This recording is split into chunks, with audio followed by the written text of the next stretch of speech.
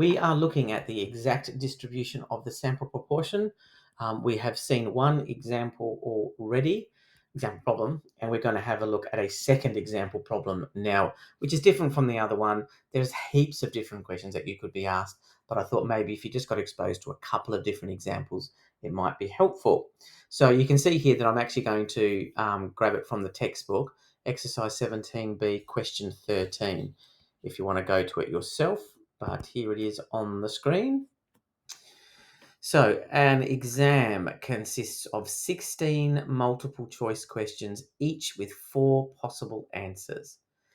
Big P hat is the random variable, representing the proportion of questions a student answers correctly if they guess the answer to every question. Okay, and then we've got part A. Before we do that, let's set up the problem.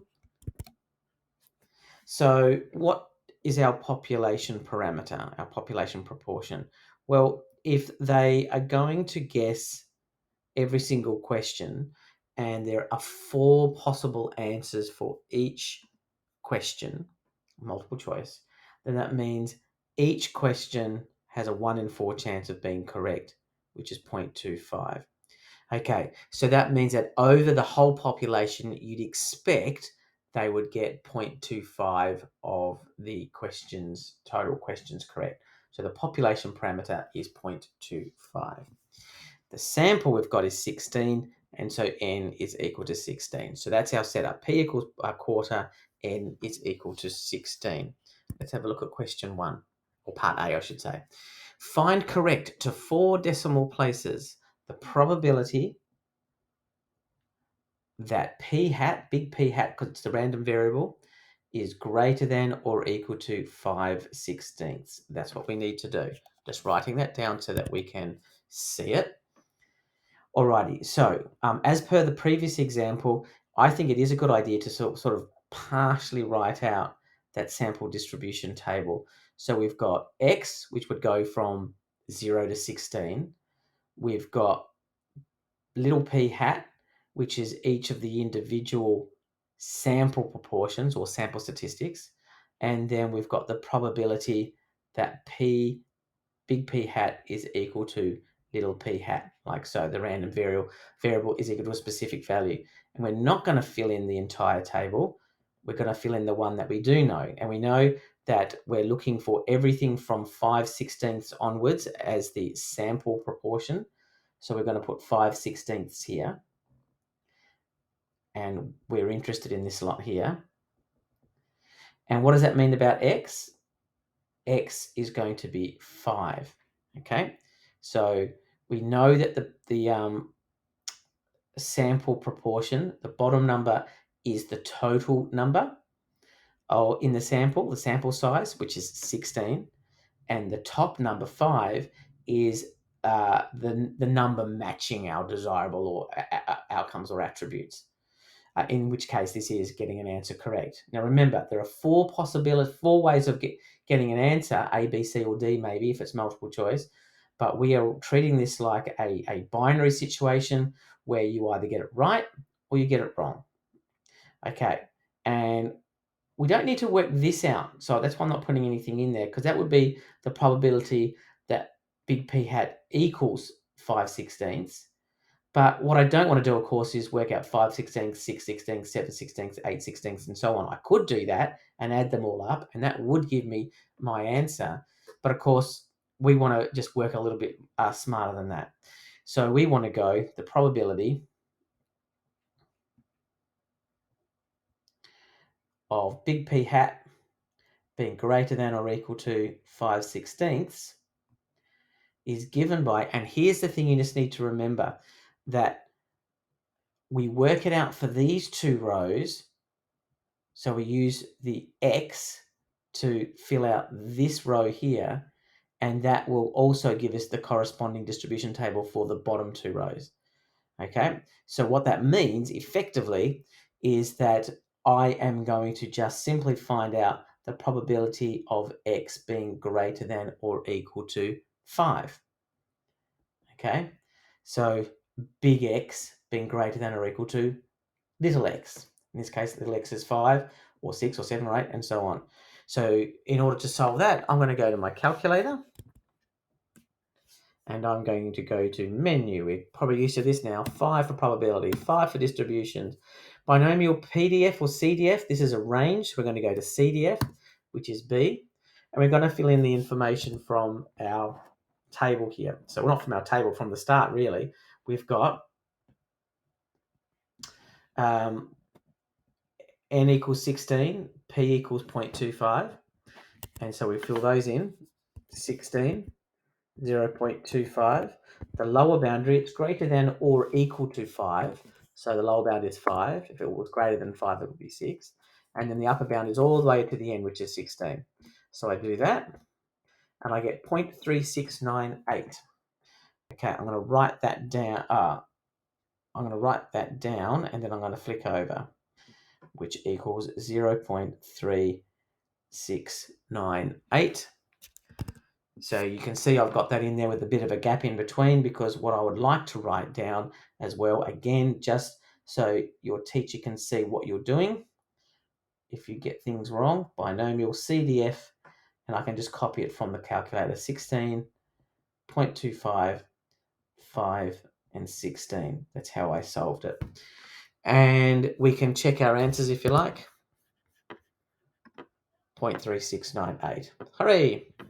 Part B, find corrected for decimal places the probability that big P hat, the random variable P hat, is greater than or equal to 5/16, which we just worked out. That's good. There's that vertical bar, remember, which means given that P hat, big P hat, is greater than or equal to 3/16.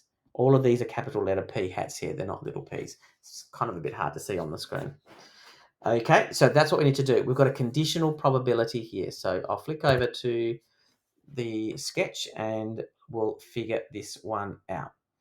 It's a given that, which means we need to write it as using our conditional formula that of P of A, in which case is P hat greater than 5/16, and B, in this case, is big P hat greater than or equal to 3/16, all over the probability of B, which is big P hat is greater than or equal to 3/16, I should say. Okay, so that's what it is.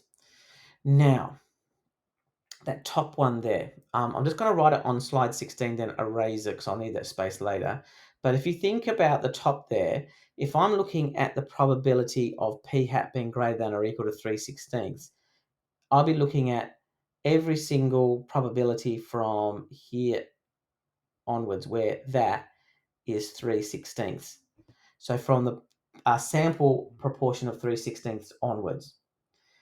And if I look at this one here, the probability of big P hat being greater than 5/16, well then 5/16 would be what? Somewhere here, and it would go to the right as well.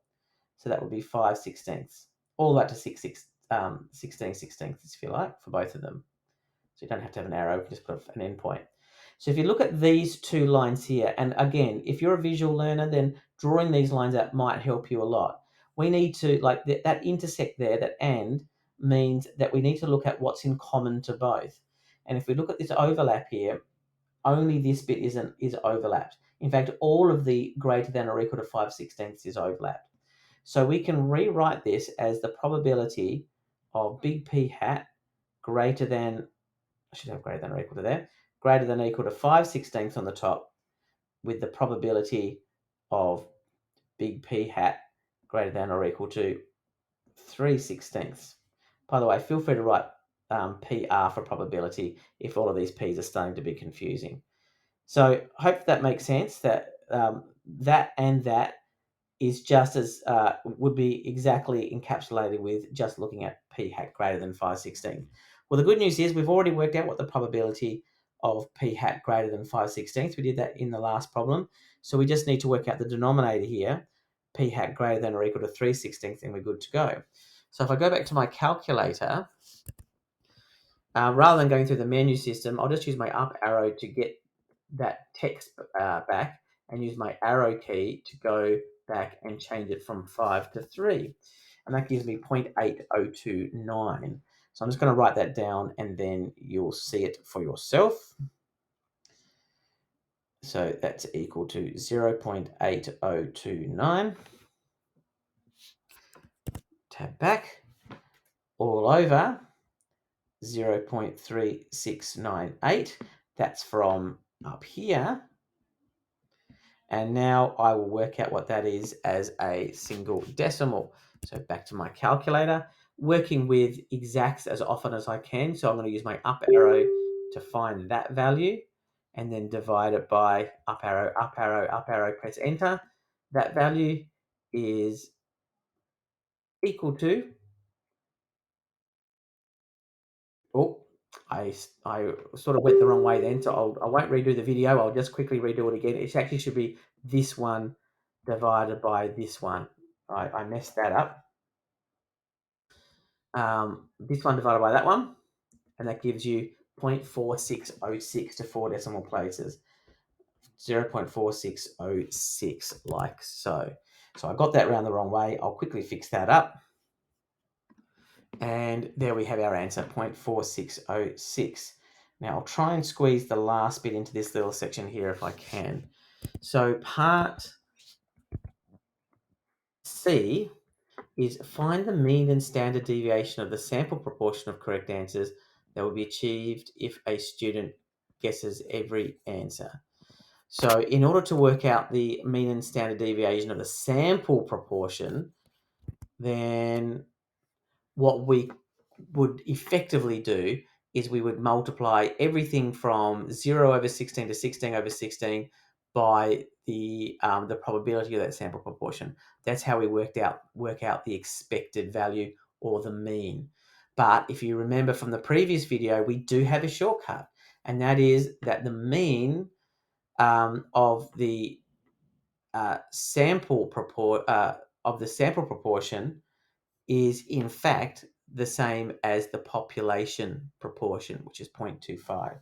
And so we can simply say for part C, we would have the mean is equal to P, which is equal to 0.25. Easy as that. And the standard deviation, similarly, we're going to use the formula for the standard deviation of a sample proportion, and that is, I'll write it down, the square root of P multiplied by 1 minus P all over N, which always sounds more scary than it really is. We know what P is, 0.25, and so 1 minus P is just whatever you have to multiply by to get to 1, so 0.75, and then it's all over 16 because that's how many we had, and we square root the result, and that will give us the standard deviation. So back to our calculator, I'm going to go square root, so control x squared. Then I'm going to go control divided by, so now I've got it in the right format, and I'm just going to put in the values that I worked out a second ago, 0.25 times 0.75, and then use my down arrow to put in 16, press enter, and I get 0.1083 to 4 decimal places, 1083. And just to confirm, 0.1083 is in fact the answer for the standard deviation, and 0.25 is in fact the answer for the mean. And we are done.